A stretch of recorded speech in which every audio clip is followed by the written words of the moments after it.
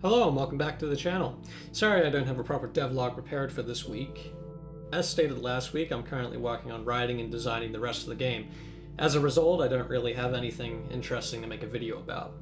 Within the next 2 weeks, I should be able to put together more of a proper devlog though. Anyways, the point of today's video is to announce that the currently available demo on Steam has received an update. This was done to address some feedback regarding the demo, as well as to ensure those playing the demo in the future have a less tedious experience. Also, should point this out, this will most likely be the only update that the demo receives. It includes a lot of small changes, but a few big ones. One of the two big changes includes the new checkpoint system.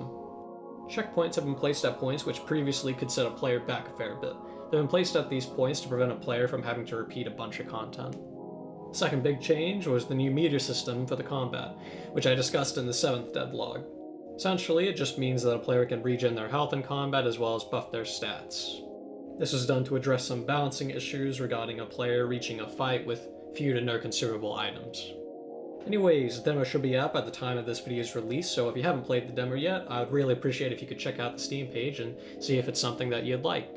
Also, to give a quick progress update for the game, the narrative is finished, and of course when I say finished, I mean that the story has been written out from start to finish in detail, though things will undoubtedly change as I continue to develop the game. So technically, the story isn't finished, as I will continue to revise it until a few months leading up to release most likely. So where does that leave progress now?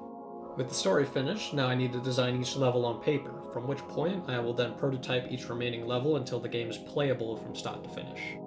Once these levels are finished from a mechanical standpoint and have been tested accordingly, I will begin polishing each level visually and audio-wise. This entire process should be finished within the next 8 months, from which point I will have plenty of time to continue polishing the game and adding additional content. Well anyways, that's the plan. I'll continue to keep you all updated with the happenings of development along the way. Alrighty, that's all for this week's video. I apologize again for the lack of traditional content, though we should be seeing a return to form within the next week or two. Thanks again for your support, make sure to wishlist the game if you haven't already, and I'll see you all next week.